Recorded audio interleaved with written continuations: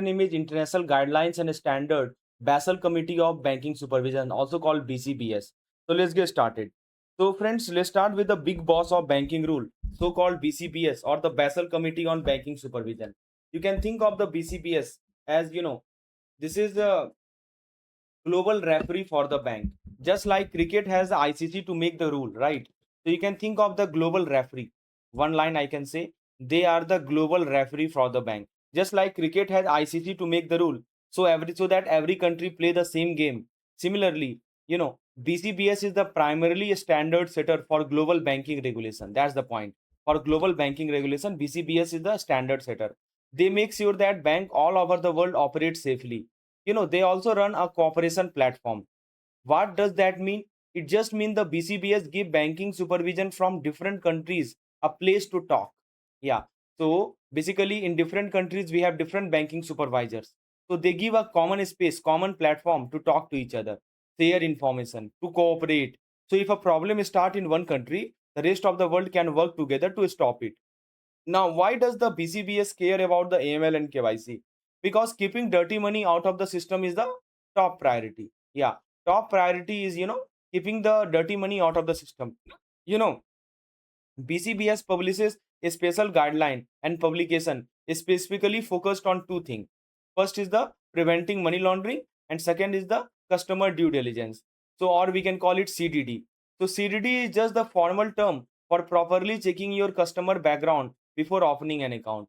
So, this brings us to our final concept for this particular slide. That is, preserving the banking integrity. Where are so why are these rules so strict? Imagine if a highly respected bank accidentally let a known fraudster or criminal open an account. Suppose it allow a highly respected bank allow a fraudster or a criminal to open an account. What will happen? The public will lose the trust. Yeah, the trust factor will get deteriorated. And if the people think the bank is helping criminal, they will pull their money out.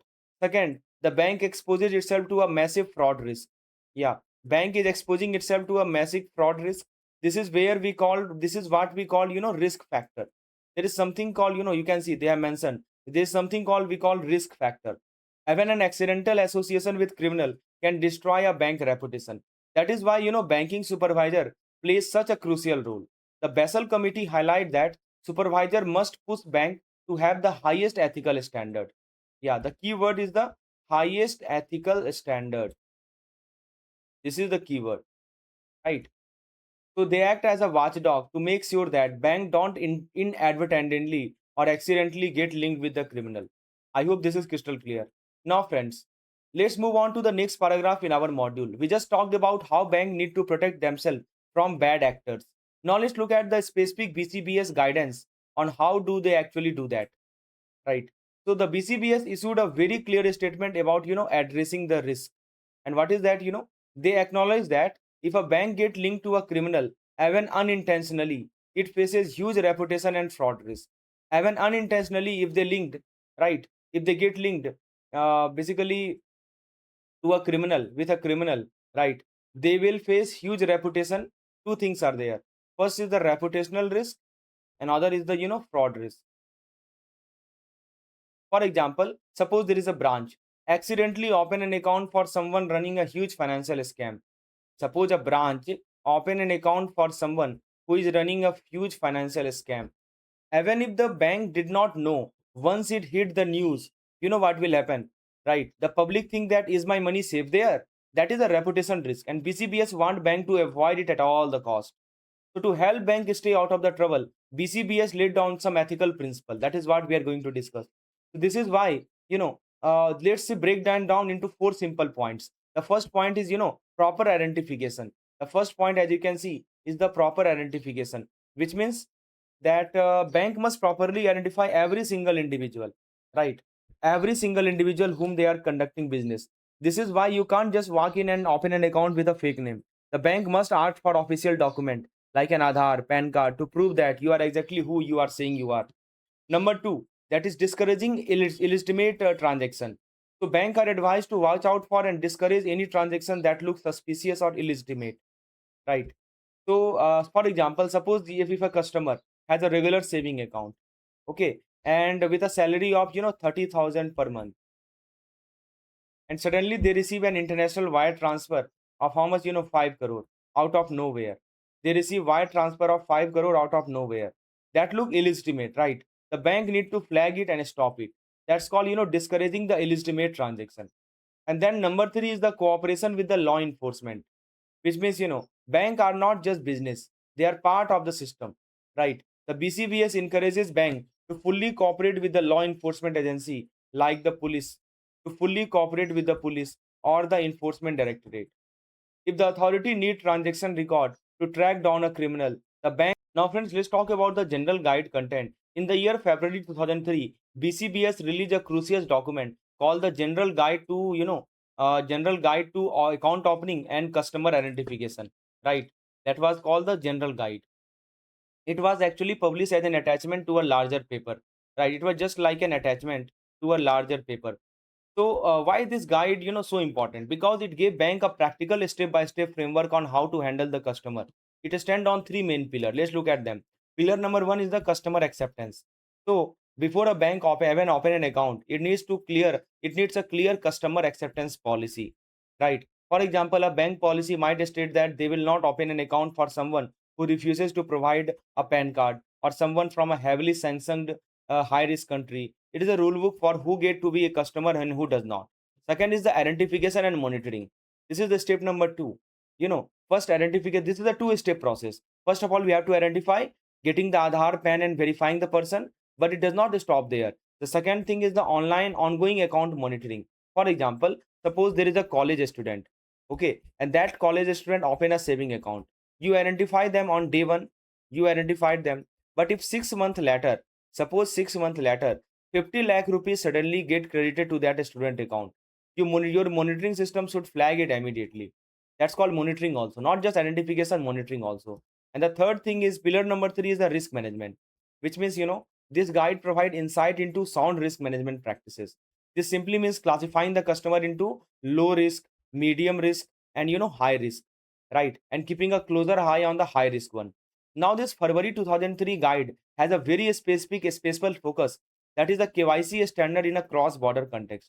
Now, you may ask me, sir, what is the meaning of cross-border? See, it means dealing with customer. You are dealing with those customer who are not just sitting in your local town, but across the international boundary. That's called, cross-border. Across international boundary, you are dealing with those customer. For example, suppose there is an NRI who is sitting in Dubai, right? So, wanting to open an RE account in Mumbai, at your branch in Mumbai. So, you can't just ask them to walk into the branch and show their original document. This create a massive risk for the bank. How do you verify someone you cannot see? That is exactly where this guide was created. Why this guide was created? It emphasized the strict mechanism and program bank must use to effectively identify customer while dealing with cross-border international account. So for exam, if a question asks which BCBS publication is specifically focused on customer identification in a cross-border transaction, you answer the February 2003 guide. You answer it, right? Now, friends, continuing from the 2003 guide, the BCBS provided what they call operational guidance. Yeah, something they call operational guidance. You can see here they are mentioned, right? So this simply means they did not just give the bank a theory, they gave them a practical instruction manual on exactly how to do the customer identification. So, a big part of this was outlining the information requirement for different type of customer. The guideline divide customer into two main category. One is the natural person, other is the juridical person. So what is the difference? Natural person is a human being like us, like me, you, Rahul, Priya, etc. The information required here is a straightforward. Like it require, PAN card, it require, Aadhaar card, it require photograph, right? While a juridical person, it is a non-human legal entity. This is a non-human legal entity like a private limited company or a partnership firm or a trust. You can't just ask a company like ABC Private Limited for its Aadhaar card. So the operational guidance tell the bank exactly what alternative document to collect for juridical person like MOA, board resolution, AOA, or something like that. Now let's fast forward to the May 2009. The BCBS released new guidelines focused entirely on the cross-border transaction.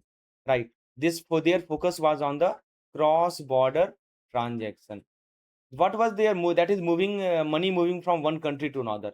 Their main objective was to improve transparency in the payment message, especially something called cover payment. Let me explain this with a simple example. When you send money internationally using a system so called Swift, right? You are not just sending cash, you are sending a payment message. You are sending a payment message, isn't it? It is like an SMS that tells the receiving bank to credit the fund. It tells the receiving bank to credit the fund, right? Sometimes bank A, bank B don't have a direct relationship, so they use a middleman, a third bank, to move the money. This is called cover payment. So this is the bank A, this is the bank B. They do not have a direct connection, so they use bank C. That's called cover payment. Okay. In the past, criminal used this middleman bank to hide their identity because the full detail of the sender and receiver were not always included in the message. To stop this, the May 2009 guideline introduced the norm for information. What introduced? Norm for information. The rule is simple. Every payment message must contain clear, necessary information about who is sending the money, who is receiving it. There are no blank space allowed. Bank must have a strong mechanism to ensure this information is included in every addressing the AML and CFT concern, meaning anti-money laundering and combating of financial terrorism. If the middle bank seek that the payment message is missing the sender detail, they will block the transaction. So for your exam, if they ask about identifying natural versus juridical person, right, that's the operational guidance. If they ask about cover payment or transparent payment message, the answer is always the May 2009 BCBS guideline. So friends, in the May before 2009, in the May 2009, the Basel Committee or BCBS stepped in to fix a major loophole in the global banking, and that was regarding the clause, as you can see, cross-border transaction, right? So specifically, they demanded more transparency in the payment messages. They demanded more transparency in the payment messages. But what does that actually mean? Let me give you an example. Let's suppose that there is a customer called Mr. Sharma, right? Let's call this customer Mr. Sharma, and this Mr. Sharma walk into your branch. He want to send $10,000. He want to send $10,000 to a business partner in Dubai. Okay. Now, when your bank send that money across the border, it does not just send the cash. What bank does? Bank send the cash, obviously. In addition to the cash, it send a digital payment message. Yes, bank also send a payment message to the receiving bank. To whom? To the receiving bank, right? So what happened, before 2009, these messages were sometimes very brief, right? So before 2009, the messages were very brief. Okay. A criminal could easily hide illegal money by just leaving out a sender exact detail in what is known as the cover payment. Since messages were very brief, so what criminal could easily hide their illegal money by just leaving out the sender's exact detail. They will not provide the sender detail, right? And this is called, such kind of payment is called cover payment. And then what happened? The BCBS stepped in and said no more. What they said? No more. They created strict norms, right? What they did, they created strict norms, right? As you can see, some strict norms were created, and basically requiring bank to include specific detailed information about exactly who is sending the money and who is receiving it, right? Strict norm were created, who is sending and who is receiving the money. Fine. So specifically to fight the money laundering and terrorism financing, this was done to fight the ML and FT concern. Then we talked about the but making a rule is not enough. The BCBS also told the bank that they must build mechanism. Yeah, they must build a mechanism. Basically, when I say mechanism, that means automated system check. Mechanism means automated system check to guarantee this information is actually included.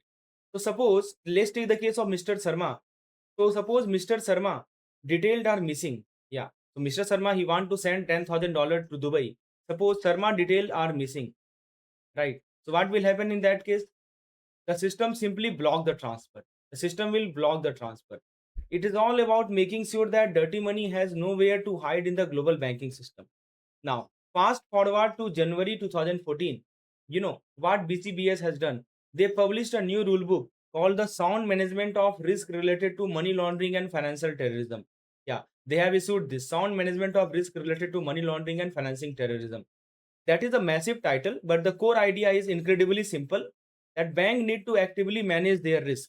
So the title look very heavy, but it simply means that bank need to manage their risk actively, right? Not just tick regulatory boxes, right? They have to actively manage the risk. That is what is the meaning of it. So these 2014 guidelines were designed to perfectly align with the FATF standard. They support the FATF standard, Financial Action Task Force standard, which, as we know, is the global rule book for fighting the financial crime. You know it very well that this FATF standard is the global rule book, right? And the BCBS basically took those high level FATF rule and showed bank exactly how to apply them to their daily ground level operation. Let me give you a simple example to make this clear that how the BCBS introduce all these things. So imagine a new client. Suppose there is a new client, and what he does know, he has opened a business account for cash heavy business. So he has a cash heavy business which for which he has opened an account. Okay, like a local scrap metal yard. So under the 2014 guideline, yes, we're talking about the 2014 guideline. It is not enough for your bank to just collect their ID plus address. You have to collect them, ID and address, but you have to manage the risk of that account also. ID and address has to be collected. In addition to that, risk also to be managed, right? So your bank system should automatically flag this account as a high risk. Your bank system should automatically flag this account as a high risk, right? Monitor its daily cash deposit and trigger an alert if suddenly $1 million flow in from unknown overseas branch. So such kind of account should be triggered high risk, and it should be monitored very closely by the bank, and trigger an alert if $1 million flows in from an unknown, right, overseas source. So it's all about taking those global FATF standard and turning them into practical everyday security shield for your bank. Now, friends, the next topic we have is the integration with the banking supervision, right? You can think of it like, like in next update, like combining two powerful rule book into one major playbook. Yes, you have combined two powerful rule book in one major playbook. The committee took the FATF standard, and FATF standard handle the anti-money laundering, AML, anti-money laundering side, and combine them with the Basel core principle. Yes. So which handle the general banking safety. They handle the general banking. On one hand, we have the AML side, which is handled by the FATF standard. On the other hand, we have the general banking side, which is handled by the Basel Code principle. So the committee combined both of them, and they threw out the two older, outdated document and merged everything together. They merged everything together, supersede two prior document, right? Why? What was the reason? The reason was to create one seamless global framework. Yes, the reason was to create was, the reason was to create one seamless global framework, right? So let me give you a simple example. Imagine your bank operate a branch in Mumbai. Let me give you a simple example to make it crystal clear how this combination was done. Suppose your bank operate a branch in Mumbai, okay, and another branch is being operated in London. In the past, you might have struggled to juggle different safety rule and money laundering rule. Now you have one streamlined consolidated guide that keep international regulator happy and make your job much easier. Okay. So in earlier, what was the problem? You have to juggle different safety rule. There was a different safety rule at both these places, different money laundering rule. Now, because of the integration, you have one streamlined consolidated guide. Yes. Now you have one streamlined consolidated guide, isn't it? Right. So what it does, this consolidated guide, what it does, that basically they keep international regulator happy and make your job much easier. Now the question is, how does this new framework tells us to look at the risk? Yeah, very good question. How does this new framework, the new framework that we are just discussing, how does it tells us to look at the risk? How do we assess the risk? See, you have to zoom in and across all the four level. What are the four level? The four level are the country, sector, bank, and business level. Right. Let's say a customer named Mr. Gupta. Let me explain this, how what it is all about. Let's say there is a customer named Mr. Gupta. Okay.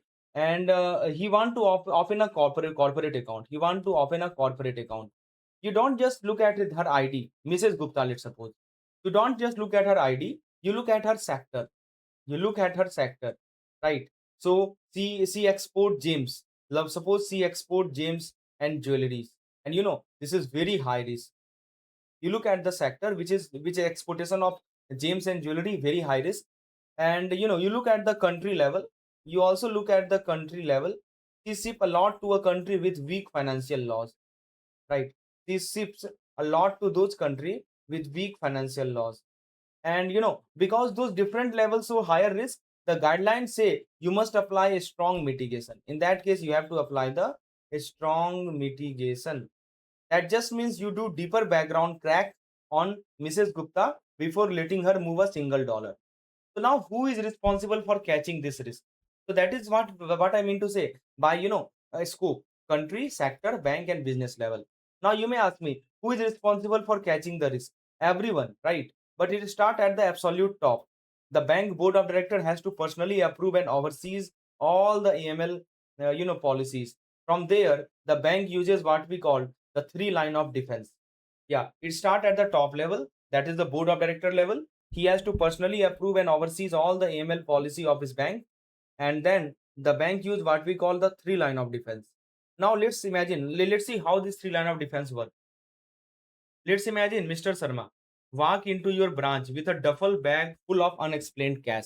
So this is Mr. Sharma. He walk into your branch with a full bag of cash. Now the first line, the three line I told you, the first line is you. You are the first line, the front line banker or the business unit. You are the first unit. You may be the business unit or the front line banker. You are the one standing in front of Mr. Sharma. It's your job to ask question, identify the risk, and hit the pause button. Right? That's you, the first line. The second line is the compliance and the AML team. Second line is the compliance and the AML team. So basically, they are not just sitting at the desk with you, but they oversees the rule. They review the alert you generate and make sure that bank policies are working. Right. So what the compliance and AML team does, basically they oversees, they monitor the rule, they oversees the rule, they review the alert, any alert is being reviewed, and make sure that bank policies are working. Policy working. That's the second level. And the third line of defense is called, internal audit. Internal audit. So basically think of them as an independent referees. Yes, you can think of them as independent referees. They come in once a year to test the system and make sure the first and second line are actually doing their job. Yeah, they come in once a year to test the system. So finally, these three line of defense we have just talked about. The first line of defense, as you can see, business unit. Second line, oversight by AML CFT officer and compliance function. And third line is the internal audit. That is what we have discussed. Internal audit, third line, AML CFT officer, second line, and you as a business unit is the first line. Right. Finally, you cannot rely on human alone. You need automated transaction monitoring. Yes, you need this. So, but the guidance are very practical here. Your system has to fit to the size of the bank. So, if you work at a small regional cooperative bank that just does local car loan, a simple software system checking daily report is perfectly fine because you are working at a small, regional cooperative bank. So, if it is regional cooperative bank, in that case, a small software will do the job. But suppose if you work for a massive multinational bank processing billions of dollars a second, you need a heavy duty state of the art system. In short, the bigger the bank service, the bigger the digital guard dog needs to be. That's the point. That is what I mean to say, entity size and activities. Now friends, the next slide we have monitoring. When it comes to monitoring, the rule is simple. Nobody get a free pass. Yes, nobody get a free pass. Every single customer without exception goes through basic due diligence. Right. Every single customer have to go through the due diligence without any exception. But how deeply we monitor them depends entirely on how risky they are. That complexity linked to the bank risk. Right. That means what I mean to say that how deeply we monitor them depends on how risky they are. So let me give you a simple example so that you can comprehend it very easily. Monitoring complexity we are talking about. Let's suppose imagine Mrs. Verma. Let's imagine Mrs. Verma. So what she did, she comes in to open a standard saving account for her pension. A standard saving account for her pension. She get the basic check. But now imagine a massive corporation open an account to trade good across three different continents, right? Suppose there is a massive corporation and they have opened an account for what purpose? For trading the goods, trading goods across three different continents. The risk there is much higher. Obviously, the risk is higher, so the monitoring complexity ramp up drastically. Yeah, it need intense monitoring. It need what? Intense. The second case need intense monitoring, right? And if you are working at a large international active bank, you can't track the massive volume of money manually. The guideline make it clear for those big players, heavy duty automated software is not just an option, it is necessity. Yeah, obviously, because and every second, large volume of transaction are being done. For that, automation may be necessary, right? That is very much essential. Automated software is required. So who exactly do we let through the bank front door? Yeah, who exactly who do we let through the bank front door? This is governed by your customer acceptance policy, right? It is not with the one size fit all rule.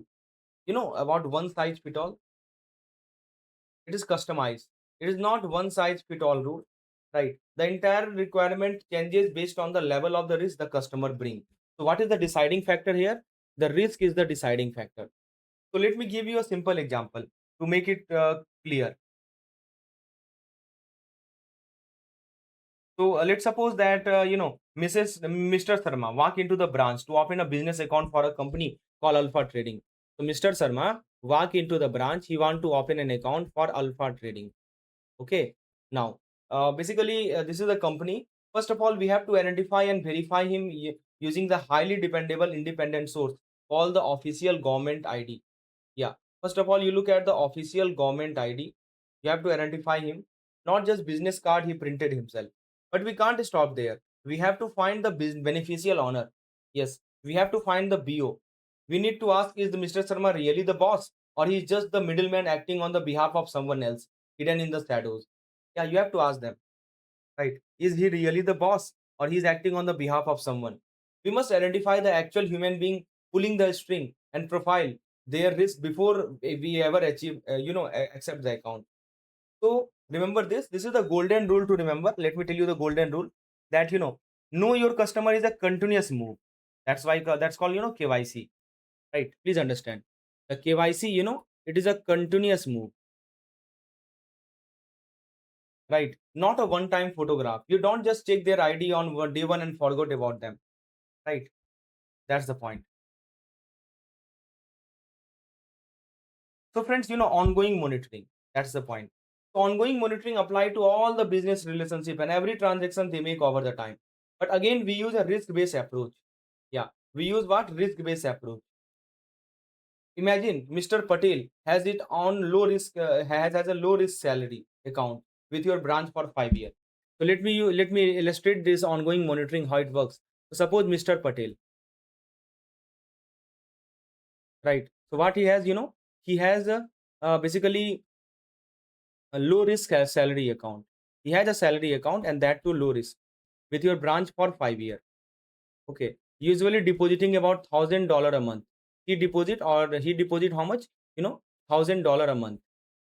Okay, suddenly out of nowhere, $100,000 international wire transfer hit it account. How much? $100,000 hit it account. Fine. So because you are doing ongoing monitoring, your system immediately flag this that this transaction does not match his usual risk profile, allowing you to investigate before the money moves again. That's the point. That 1989, the world was facing a massive crisis. Global drug cartel were making billions and easily hiding their dirty cash in the legitimate bank. We're talking about the drug cartel, right? So basically, the group of seven and the world top economy met in the Paris, realized that they needed a coordinated defense. G7 that we call it, the G7 economic summit held in the Paris, and they realized that what they needed a coordinated defense. Okay, so the meeting birthed the Financial Action Task Force or FATF. So it's from where FATF comes into origination. So think of FATF as the ultimate global financial watchdog. Its sole purpose is to set the worldwide rule to stop money laundering, terrorism financing, and other threat to the banking system. So imagine a criminal, let's call him Mr. X, make $1 million selling illegal drug in South America and try to quietly quietly deposit it into bank in Europe. So before FATF, it was easy because country did not share the same rule. Today, FATF stopped Mr. X by ensuring bank worldwide are playing by the exact same anti-money laundering rule book. I hope it is crystal clear. So now, and FATF is not just a small club. It is made up of 34 members jurisdiction, as you can see, they have mentioned it, and two regional organizations and from across the globe. Think of it like global neighborhood watch for bank. Imagine a fraudster invent a brand new way to launder money to the fake sale company in Asia. So suppose he have devised a new way to suppose a launderer is there. He have devised a new way to launder money through the fake sale company in Asia. Okay. Now, because of this massive membership, 34 members are there. Because of this massive membership, right, the financial authorities in Asia can instantly share that threat with the rest of the world, right? So FATF focus is specifically on spotting these new emerging threat and updating the global system to block them. So how does this task force actually force bank to protect themselves? So in the year 1990s, right? Basically, in the year 1990s, they released their FATF released their blueprint that was called the 40 recommendation. So let's break it down to your branch level. So basically, these 40 recommendations, these are not just polite suggestions. They are absolute core of international anti-money laundering measures. Absolute core, right? So let me explain this using an example. Let's break it down to your branch level. Imagine that Mr. Sharma walk into your bank today. Suppose Mr. Sharma, he walk into your bank today, right? And asks to wire $50,000. He asks to wire how much? $50,000 to a high risk country, right? With no explanation. Your computer system immediately block the transaction and forces you to ask Mr. Sharma for his source of fund. So you ask from where you got those $50,000. Why did your local branch have the strict rule? Because your bank policy were built directly from the FATF 40 recommendation. Yes, your bank policy are built from this FATF 40 recommendation. It is a foundational rule book that teaches every banker, right, everywhere how to keep the financial system clean. Now, friends, the FATF did not just write the rule in 1990s and take a vacation. The financial world changes and the criminal get smarter, so the rule have to evolve. In the year 2001, the focus shifted drastically to choking off funding for terrorism, bringing in 9 special recommendations in the year 2001. Right. By the year 2003, they tightened up how bank check the customer identity. They tightened, right, how the bank check the customer identity. Right. Imagine a smuggler. Let's call him Mr. Singh. Suppose there is a smuggler called Mr. Singh. Right. He trying to physically walk across an international border. Physically, he is walking across an international border with a suitcase stuffed with $1 million in cash. The 2005 update forced border control and bank to actively track physical money moving across the border. Right. This was the 2005 updates. This was so important that the UN Security Council officially backed the FATF rule the same year. Finally, in the that was addressing the cash courier, and finally you can see UNSC has backed it in the same year. And finally, in the year 2012, right, they took all these updates and bundled them into one massive modern master guide to fight everything from money laundering to weapon proliferation. Yeah, they bundled them, right? Now let's dive into the actual rule, starting with the very first one. That was the recommendation number 1. Let's start with it. So this is called risk based approach. So this rule is all about working smart. Yeah, this rule is all about working smart. It means you do not treat every single customer exactly the same. You do not treat them exactly the same.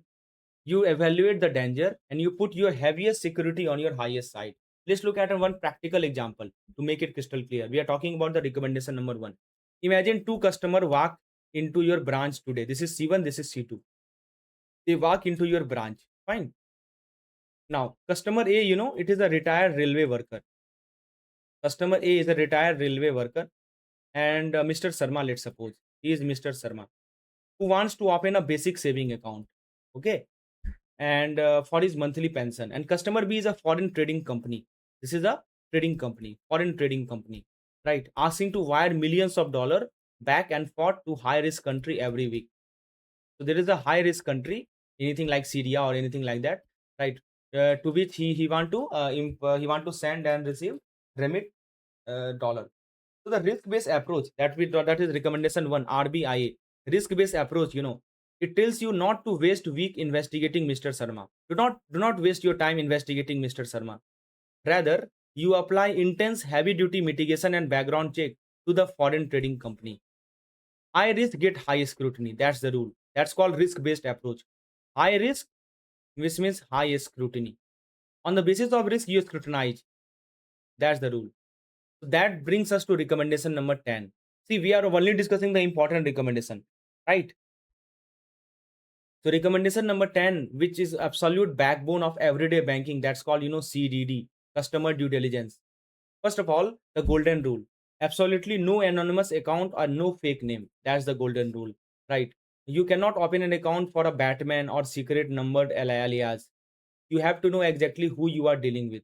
So when do you actually do CDD, customer due diligence? You do it right at the start when establishing the relationship. When Mr. Sharma open his account, you verify his real government ID. You verify the government ID and you ask him exactly why did he need an account? Why do you need this account? But it does not stop there. Imagine Mr. Sharma had his normal account for 3 years and suddenly he walk in to do occasional transaction, wiring a massive unexpected amount of cash to a country he has never sent money before. That trigger a red flag for the suspicious transaction. Recommendation 10 says that you must pause and do CDD all over again right then. Yes, again you have to do the CDD, right?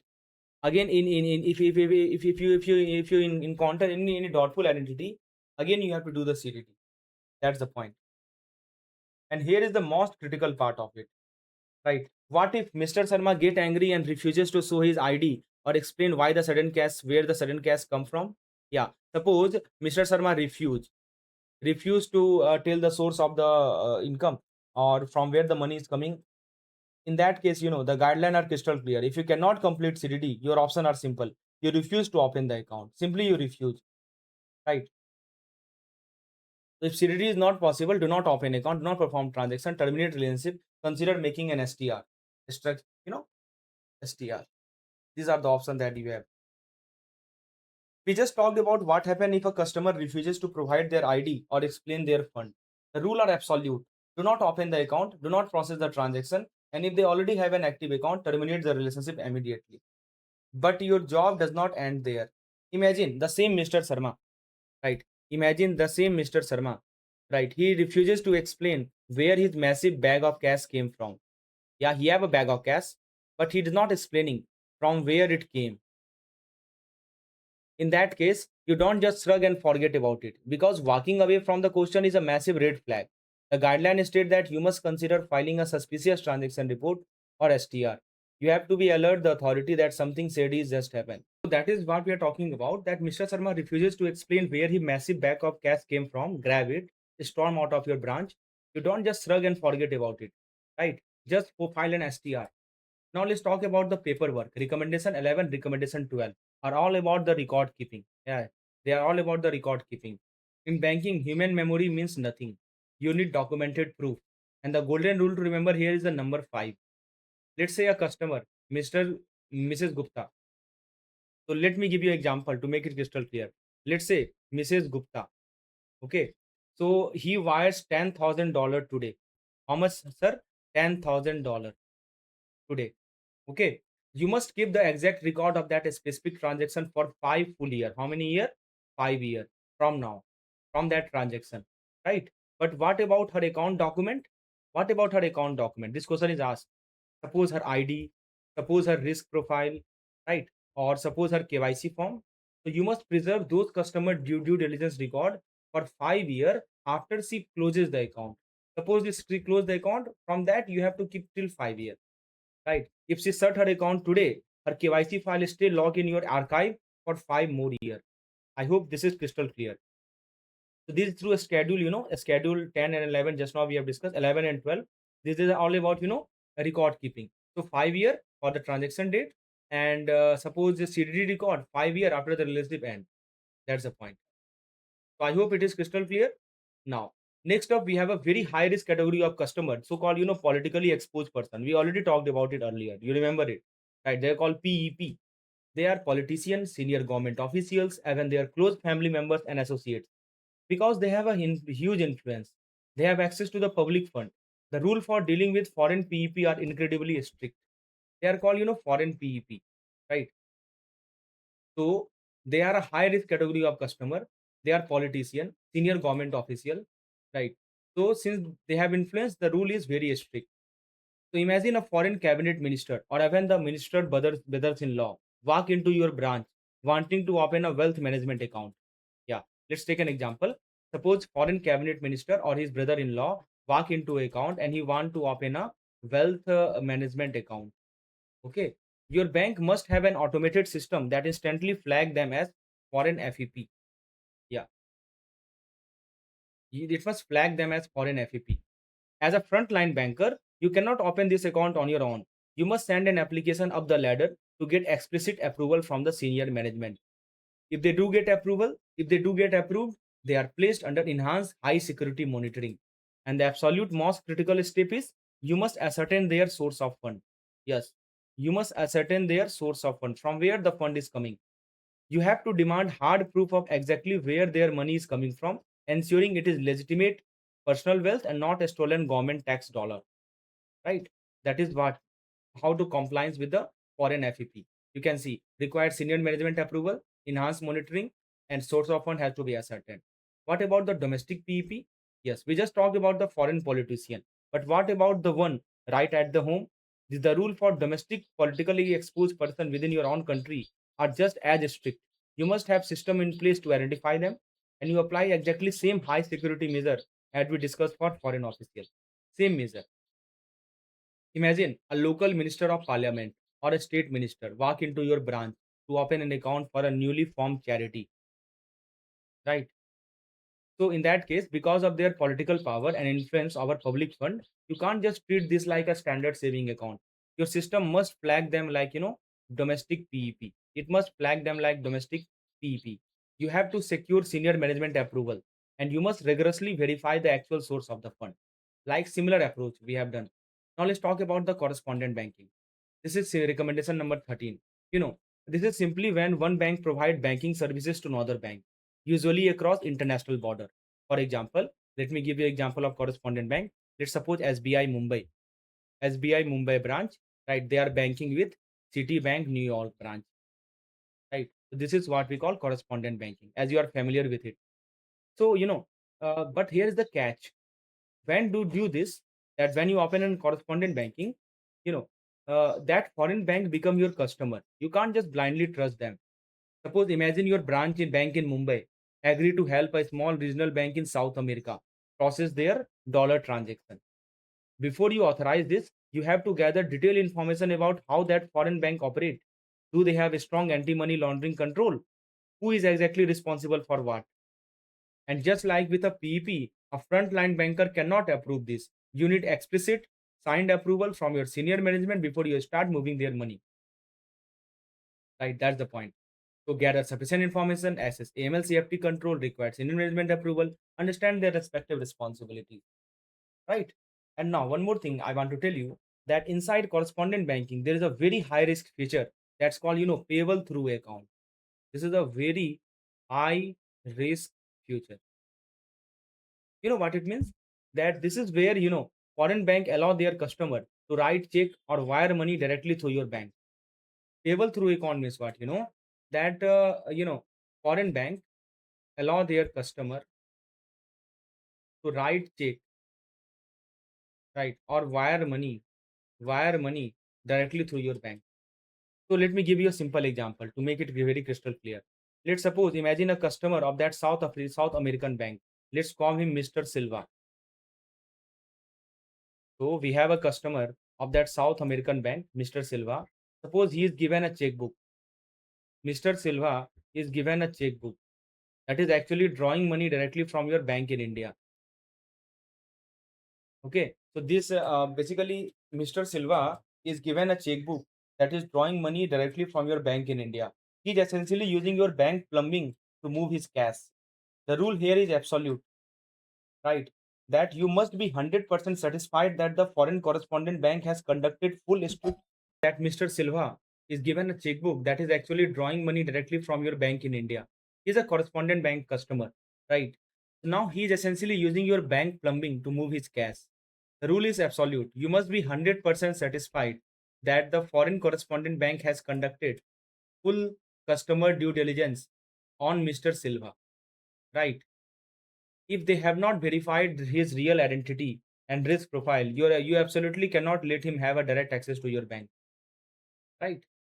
So I hope till now it is crystal clear how do we handle the correspondent banking. So that is all we have discussed. Now let's discuss the cell bank. Yes, let's talk about the cell bank.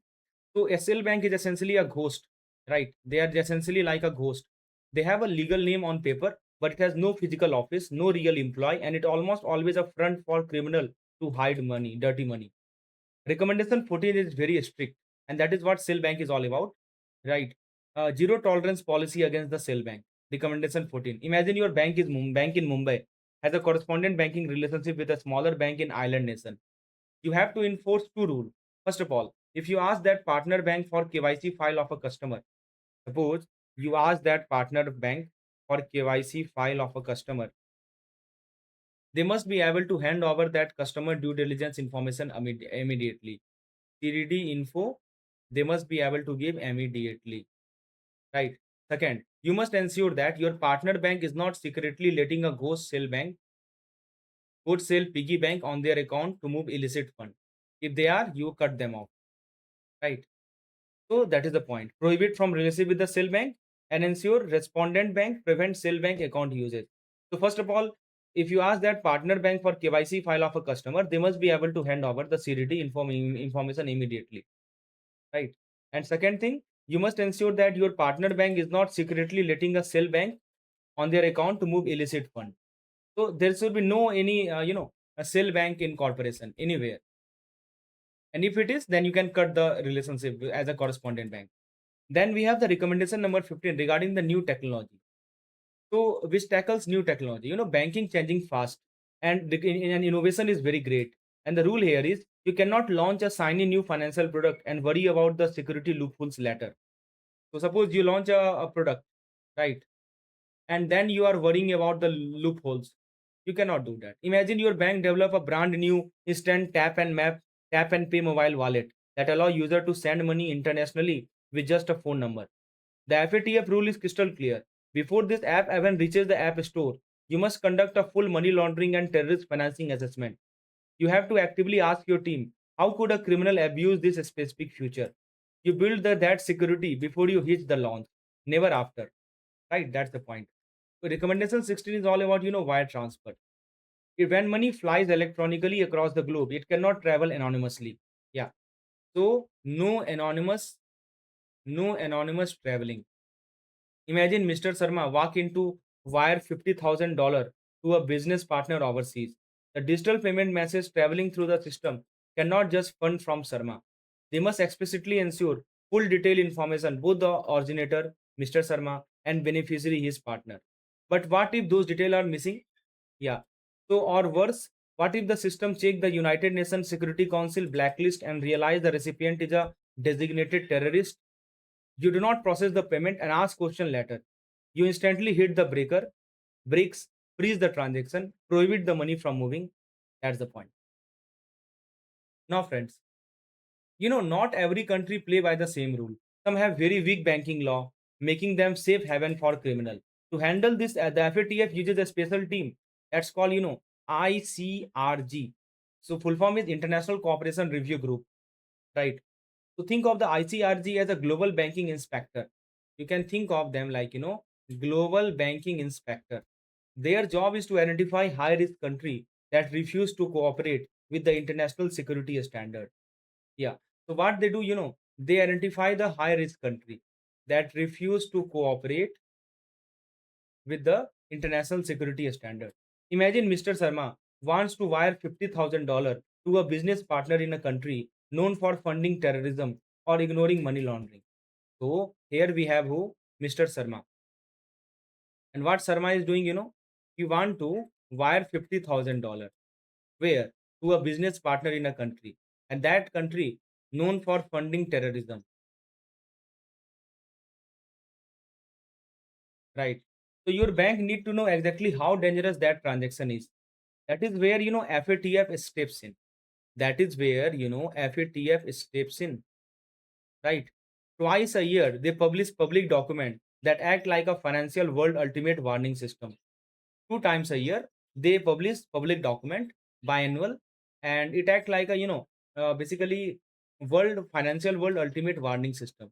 The first document is called FATF public statement, and you can think of this as a blacklist. It publicly call out the country with massive strategic hole in their anti money laundering system, right? Blacklisting, something like that. And it divides these high risk country into two groups. The first group poses ongoing and substantial risk, right, to the entire global financial system, and the second group has a serious security gap and absolutely no action plan to fix them.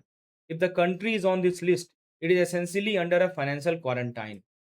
Suppose if the country is on this list, it is essentially under a financial quarantine, and your bank is required to apply the strictest possible countermeasure. The second document is called, improving global AML CFT compliance. You can think of this as a gray list. Yeah, you can think of the first one was the blacklist. The second list is called gray list. These are the country that have major security flaw, but they have officially agreed to an action plan to fix them. So FATF split this into two group as well. Those actively taking measure to clean up their act, right? Taking measure again. This is further grouped into two parts. Taking measures, right, to clean up their act, and those that make promises but are showing insufficient progress, right? They have made the promise, but they are not showing that much progress because this country promised to do better. The FATF monitored them continuously. They are being continuously being monitored.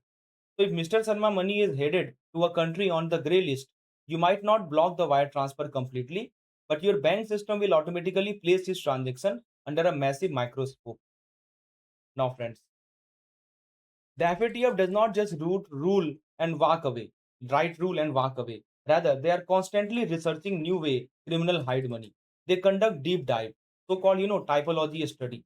Yeah, that is what we will discuss. So what they do, they deep dive and they conduct something we call typology. Yes, they conduct this typology studies into a specific unexpected area of the economy.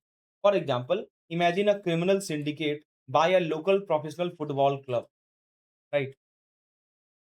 So, this example you can take to make the crystal clear. Suppose there is a criminal syndicate, and you know what they do? They buy a football club or set up a diamond trading business, okay, just to wash their dirty money, dirty cash.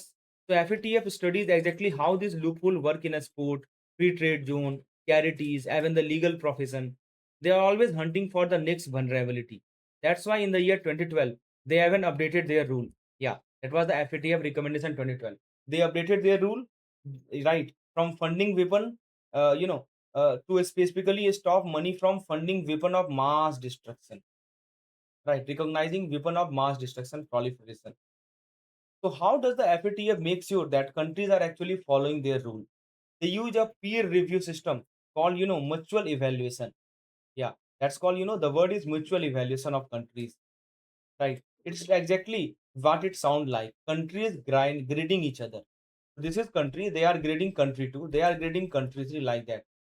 Imagine you are a branch manager and another branch manager from a different city comes in to audit your work. That's mutual evaluation. In 2013, FATF updated this grading system to look at two critical things. The first was the technical compliance. Does your country have the right anti-money laundering law written down on paper? That's called technical compliance. But more importantly, they look at effectiveness. Having a rule book is great. So technical compliance is all about, rule book. Does your firm have the rule book written at place? Right. Right, anti-money laundering law. But having rule book is great, but does your country actually stop criminal in the real world? How much effective is that? It's not just enough to just pass the written test. If a country get a bad grade on effectiveness, the FATF follow up until those real world weaknesses are completely fixed. Yes, they will follow. So the ultimate target is to completely fix those, real world weakness. Now, while FATF set the absolute global standard, the world is massive, complicated place. The financial crime happening in South America might look very different from one happening in the Asia or Africa. That is why, FATF style regional body. We have FATF style what? Regional bodies. Yes.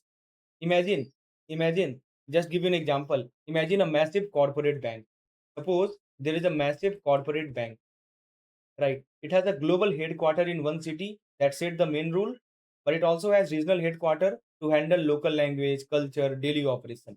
So these regional bodies take the big global FATF standard and apply them directly to the unique on the ground complexities of their specific part of the world. So now we are talking about the FATF style regional bodies. So we just talked about the regional watchdog group. Well, for the Asia Pacific region, if you look at the Asia Pacific region of the money laundering or the APG, right? So basically, it was set up in the Bangkok back in the year 1997, and now it has 41 member jurisdiction. How many?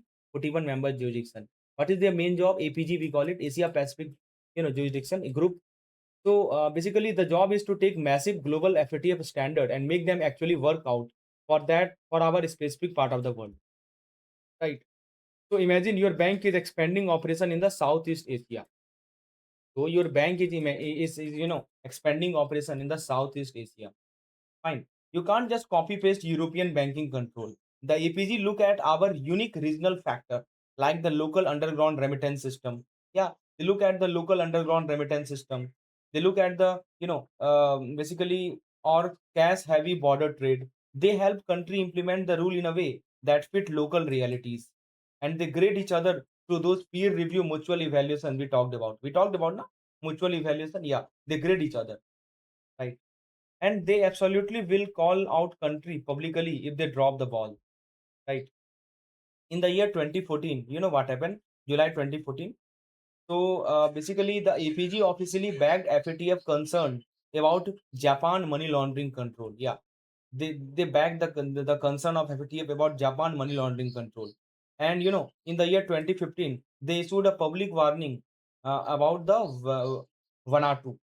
So if Mr. Sharma walk in today and want to wire money to a business in a country that APG just flagged in the public statement, your system should not just process it blindly. That APG statement is in your queue, right, to instantly trigger a high risk alert and ask tougher question. So halfway around the world, we have another major regional body like Caribbean Financial Action Task Force. We call it CFATF. Think about all those island nations, historically known for offshore shell company or private wealth haven. Back in the year 1990, they identify 19 high specific issues, right, unique to their region. Let's say a corporate client, Blue Water Holding. Let me give you an example. Suppose there is a corporate client, so-called Blue Water Holding, right? They want to open a massive trading account with your branch. What they want to open? They want to open a massive trading account with your branch. Okay. And their registration paperwork traces back to a small Caribbean island. Yes. Their registration is done where? Caribbean island. Your compliance team won't guess if that island is safe. They will check the CFATF public statement. They will check the CFATF public statement. If that specific island nation is following their mutual evaluation and ignoring their security gap, CFATF will announce it publicly. That tell your bank exactly when it is too dangerous to open the account. So that's the rule of CFATF, Caribbean Financial Action Task Force. Now let's look at the rest of the world, how they enforces their rule. Starting with the Europe and Eurasia. In the Europe, the Council of Europe run a monitoring body that's called Moneyval. They act like a strict inspector, assessing whether European countries are actually complying with the international standard and handling out recommendation if they falls out. But right next door, there is a group that is highly relevant to us. That's called the Eurasian Group, EAG. That's the body that unite India alongside countries like China, Belarus, Kazakhstan. Their main job is supportive. They help these specific country align their local legal framework perfectly with the global standards. So friends, that is all we have in the part 1 lecture, and the remaining concept we will cover in the part 2 lecture. If you really think that this video was helpful, do hit the like button. If you want to subscribe to our course, you can WhatsApp me on this particular number. We will meet in the next session. Thank you. Have a very nice day.